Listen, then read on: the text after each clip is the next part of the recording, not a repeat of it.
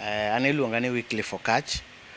Atiye duol mar choko ushuru iluongo ni Kenya Revenue Authority. To an based Kisumu ka. Office wane Lake Basin Mall, first floor.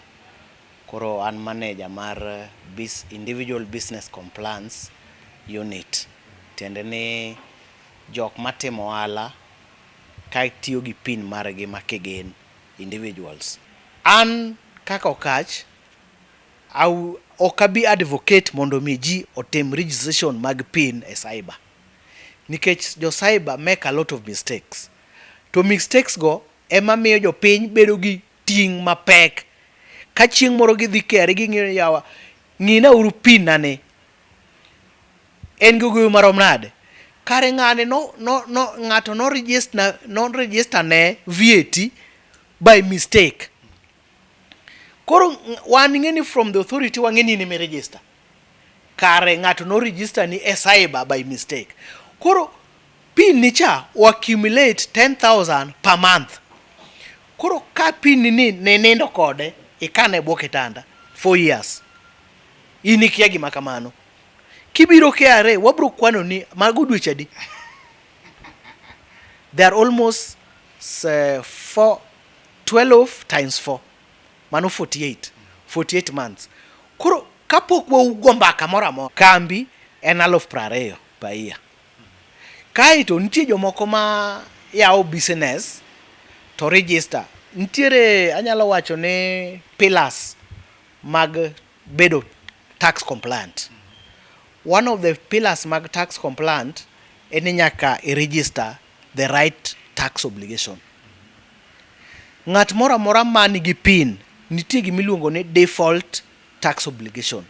Samoro amora midhi kawo pin KRA automatically kata itimo ang'o kata in japuonjre kata in timo swekra nitie gimiluongo ni default tax obligation. That default tax obligation iluongo ni income tax resident individual kata income tax company limited. Koro samikawo pin mari mar KRA nyaki bed thuolo ne authority nyisgi ni sami dwa kawo pin ni idwa kawo timo gang'o. Kopo ni ng'ama timo ohala mar ng'iewo gi uso teni you are in business, you are trading. Chik dwaro ni mondo me ikawo register for value added tax VAT mathoth ji ok ong'eyo. Kopo ni timo ohala moro amora mar ng'iepo gi uso chik dwaro ni register for value added tax. Lakini nitie be threshold mar value added tax. Kopo ni trade up to a minimum of 5 million then chik dwaro ni automatically you register for value added tax. 5 million Per year. Yeah. Koro kopo ni se file VAT obligation mari ise register but in the due course you fail mock file in case VAT is being filed monthly. There's a penalty of 10,000 per month. Penalty per month. Mano gima dwa ni jopiny ong'e maber nikech jomoko kone ni pin na ni ng'ato no file ng'ato no register na VAT by mistake. We have a number of those cases. And cases go biro as a result of jok matimo registration mag pin e cyber. Slogan ma wan go kaka jochoko ushuru wan gi slogan moro miluongo ni kulipa ushuru ndio kujitegemea. Koro kichulo ushuru tekimiyo Kenya jitegemea. Tiende ni budget mora mora ma Kenya tiyogo akuom ushuru mwachoko. Koro kokichul tiende ni okidwa ni wadongre. Koro ng'at mora matimo ohala mora mora, ng'at mora matimo transaction mora mora within the boundary of Kenya owinjo be ni chulo ushuru mowinjore be ni chulo. Koro mondo imi migepe wa mag sirikal odhi nyime kuom chenro magi kaluwore gi budget magin go. Anda swekra tiende ni ohala mitimo matin. Ing'eni KRA wane anyalo wacho ni migao mar serikal mamalo. Koro ng'ama timo ohand aswekra en pok ochope threshold marwa. Koro ohand aswekra en inyalo timo atima to inyalo juogi gi jo county government, lakini e national government to ohand aswekra pod nie below threshold, koro in pod ok nya juogi. Threshold en kiwango ma kichope to koro kanyo koro ibedo taxed. Koro kuom joma timo ohala, ki itimo sales magi mar higa achiel, the whole financial year, to threshold en 1 million. Teni sales magi te ko accumulate for a total of 1 year to should be more than 1 million.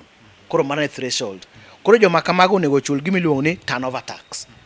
Koro sales magi, out of their sales, they pay 1.5% of their sales of their income. Turnover margi gichulo 1.5%. Koro mane turnover tax monego bed ni gichulo jok ma koro sekalo kiwango mar threshold ma wacho cha mar 1 million in a year. To onge kama rada dhi makie. Koro pod inyalo timo bia mano chal kaka incentive ma miyo jok machako ohala, jok machako ohendni matindo to mapogore. Koro jok matimo ohendni mopogore matindo tindo gin wamiyo incentive. Inyalo timo ohala, gima inyalo juogi en mana siling 20 kata siling 30 moro mar juok mar county cha. To national government to in pod okichudi. Ing'eni yawo kambi to gi timo business name gin gik moko ariyo mopogore. Inya bedo gi business name to kionge kambi. Business name en mana mono o facilitate timo biashara to kiti gi nyingi. Lakini pin mari titiyo gi pin mari kaka individual. Koro the difference ne business name itiyo gi individual pin mari, to company itiyo gi pin mar company. Kech business individual pin chakore gi A00 to company chakore gi P000. Koro that's the difference. Koro inya chako ohala kaka kijana, to inyalo chako yo mar business name titiyo gi pin mari. To inyalo chako yawo kampuni ma itiyo gi nying company ma limited company. KRA gima jopiny onego ng'e ni KRA tax only income. Nweng'o mora mora miyudo kuom ohala mitimo. Koponi ok itimo ohala mora mora to ok wa tax you anything. To kama penalty gi fine inyalo wuoke en ka in gi pin mar KRA to ok file return mari annually, to i-register gi pin mari to ok file return. Koro fine biro bire ni failure not to file return. Ema koro fine bire. To ki file return mari to fine onge. Dongonge wala maloko. Samora mora ma lakini koro income onge. ema mbatemo lero ni kaka ja KRA. Ni koponi in gi KRA pin to kitimo ohala mora mora, chik kwayi mondo file nil return. Nil return nyiso ni you have not received any income during that particular year. To weyo moki file return nyiso ni you've not declare, tende ni okinyiso ratiro mari. Kore momiyo wago ifai. To ka okitimo ohala to ifile nil return, to mano nyiso ni kama ne ka onego bed ni watimo, nikech ichiwo nonro mari ni e higa ma kama kata wach ni 2020 onge ohala mane timo, koro ifile nil return. Mano is okay. To ko okitimo ohala to file return, to koro wago ifai mar not filing return, but not because of the business mitimo kata ma okitimo. Kuom individual, ng'ama nigi pin mare mar individual binafsi en siling